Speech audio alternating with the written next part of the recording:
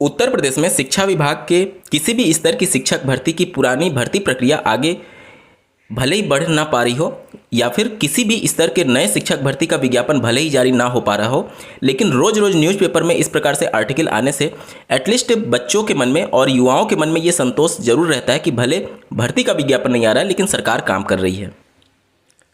जब से लोकसभा चुनाव के रिजल्ट की घोषणा हुई है तब से लगातार उत्तर प्रदेश में युवाओं को साधने के लिए राज्य सरकार के स्तर पर कोशिश की जा रही है।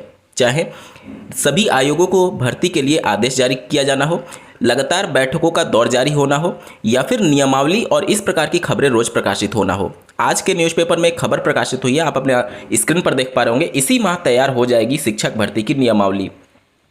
यहाँ पर अभी आपको ज्ञात होगा कि जो सचिव हैं और अध्यक्ष के पद होंगे वो अभी खाली है, जो शिक्षा सेवा चयन आयोग है, और उसमें प्रक्रिया चल रही है। अभी यहाँ पर नई नियमावली को लेकर के आज के न्यूज़पेपर में आर्टिकल प्रकाशित हुई है। हर स्तर के शिक्षकों के लिए अलग अलग नियमावली हो सकती है। यहाँ पर कहा यह जा रहा है कि इसी माह लगभग 15 दिन का 2 सप्ताह का समय और लगेगा नियमावली तैयार करके, उसके बाद शासन को भेजा जाएगा। शासन से मंजूरी मिलने की संभावना है इसी माह के अंत तक। अब यहाँ पर सबसे बड़ा सवाल यह है कि शासन को जब भेजा जाएगा तो कहीं ऐसा तो नहीं होगा कि शासन उसमें कुछ कमी दिखा करके फिर से रिटर्न कर दे और फिर से नई नियमावली बनाने के आदेश दे दे, क्योंकि इस प्रकार से बहुत बार हो चुके हैं। और जिस प्रकार से न्यूज़पेपर में खबरें प्रकाशित होती हैं उसमें 10% भी अगर सच्चाई हो तो निश्चित तौर पर आज युवाओं का कुछ भला हो जाता। अभी नियमावली 15 दिन का समय बताया जा रहा है, उसके बाद शासन स्तर पर भेजा जाएगा। अगर उसमें कुछ कमियां रहीं, खामियां रहीं तो फिर से उसको रिटर्न किया जा सकता है, फिर से नियमावली में संशोधन करके फिर से शासन को भेजा जाएगा, और यही प्रक्रिया अगर चलती रही तो 2-3 महीने का समय ऐसे ही निकल जाएगा। अगर आप नई शिक्षा सेवा चयन आयोग का ड्राफ्ट देखेंगे तो वो भी 2-3 बार रिटर्न किया गया, उसके बाद जाकर के शासन स्तर पर मंजूरी मिली थी, अगर आपको याद हो तो। आज की जो मेन स्ट्रीम मीडिया है वो या तो युवाओं को बिल्कुल बेवकूफ़ समझती है या फिर बनाने की कोशिश करती है। कल के न्यूज़पेपर में एक आर्टिकल प्रकाशित हुआ था जो कि आप अपने स्क्रीन पर देख पा रहे होंगे। यहाँ पर लिखा गया है, मुख्यमंत्री ने मांगी रिक्त पद, भेज दी 2 साल पुरानी सूचना। अगर इस पूरे आर्टिकल को आप पढ़ेंगे तो यहाँ पर यही निष्कर्ष निकलेगा कि आश्चर्य की बात यह है कि नवगठित उत्तर प्रदेश शिक्षा सेवा चयन आयोग की ओर से रिक्त पदों की 2 साल पुरानी सूचना ही प्रस्तुत कर दी गई।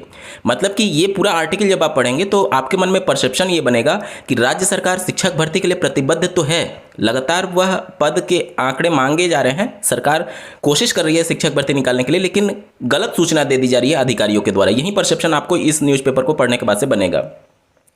यहाँ पर आपको सोचने की जरूरत है कि आयोग जो है वो नवगठित हुआ है, इसमें जो सदस्य हैं वो नए हैं, लेकिन सरकार जो है वो पुरानी है। बेसिक शिक्षा मंत्री पुराने हैं। लगातार 2-3 बार विधानसभा में उनके द्वारा लिखित उत्तर दिया गया कि हमारे पास इतने पद रिक्त हैं, लेकिन शिक्षा मित्रों को शामिल करने के बाद से जो छात्र शिक्षक अनुपात होता है वो मानक के बराबर है। तो क्या उनको नहीं पता है? क्या माननीय मुख्यमंत्री जी को इन सब चीज़ों के बारे में नहीं पता है? लेकिन जब शिक्षक भर्ती नहीं आ रही है तो किसी ना किसी को दोषी ठहराना है, और दोषी ठहराने के लिए नवगठित जो शिक्षा सेवा चयन आयोग है उनके सदस्यों पर पूरा ठीकरा फोड़ दिया जाता है। मतलब कि यहाँ पर राज्य सरकार की जवाबदेही एक तरीके से खत्म कर दी जा रही है इस बात को लेकर के कि अधिकारी ही उनको सूचना नहीं दे रहे हैं। बेसिक शिक्षा मंत्री लगातार 2-3 बार विधानसभा में जवाब लिखित रूप से दे चुके हैं, तो उनको इन सभी चीज़ों के बारे में बखूबी पता है कि उत्तर प्रदेश के परिषदीय प्राथमिक विद्यालयों में कितने पद रिक्त हैं। लेकिन अलग से उनको अधिकारियों से फिर से रिक्त पदों का आंकड़ा चाहिए। क्यों चाहिए भाई? जब 2-3 बार आप जवाब दे चुके हैं, आपको खुद पता है कि कितने पद खाली हैं, तो क्यों नहीं उसके आधार पर कार्रवाई हो पा रही है? ये वही मीडिया है। अगर आज लोकसभा के चुनाव कुछ अलग होते, जिस प्रकार से पहले परसेप्शन था या फिर जिस प्रकार से एग्जिट पोल आए थे, अगर उस तरीके के रिजल्ट रहते तो अब तक यही मेन स्ट्रीम मीडिया किसी को चाणक्य घोषित कर चुकी होती और किसी को भगवान का अवतार घोषित कर चुकी होती। लेकिन आज परिस्थितियां अगर उलट हैं तो पूरा जो ये सिस्टम है वो अब इन मुद्दों पर बात ही नहीं कर रहा है। यहाँ पर लोकतंत्र की सबसे बड़ी खूबी ये है, और ये होना भी चाहिए, कि एक किसी भी पार्टी को पूर्ण बहुमत कभी भी नहीं मिलना चाहिए। इसी प्रकार की सरकार होनी चाहिए, इससे कम से कम लोगों की जो मुद्दे हैं उस पर बात होती है। अन्यथा की कंडीशन में अगर पूर्ण बहुमत की सरकार आ जाए तो वो अपनी मनमानी पर उतर आती है। लोकतंत्र का यही खूबी है, और ये ऐसा होना भी चाहिए कि कभी भी किसी एक पार्टी को पूर्ण बहुमत नहीं मिलने चाहिए। अगर पब्लिक को फायदे में रहना है तो निश्चित तौर पर इस प्रकार के पॉलिटिकल पार्टीज को कायदे में रखना जरूरी है। वहीं उत्तर प्रदेश के माननीय मुख्यमंत्री के ऑफिस से एक ट्वीट किया गया, आप स्क्रीन पर देख पा रहे होंगे, जो कि 10 जून 2024 को रात के 11:15 बजे ये ट्वीट किया गया है। आप स्क्रीन पर देखिए, यहाँ पर सूचना ये दी जा रही है कि प्रदेश की बेरोजगारी दर वर्ष 2017-18 में 6.2% थी, आज यह 2.4% रह गई है। इसके साथ ही महिला श्रम बल में अभूतपूर्व सुधार हुआ है। यह वर्ष 2018 में इतना प्रतिशत था, जो कि वर्ष इतना प्रतिशत हो चुका है।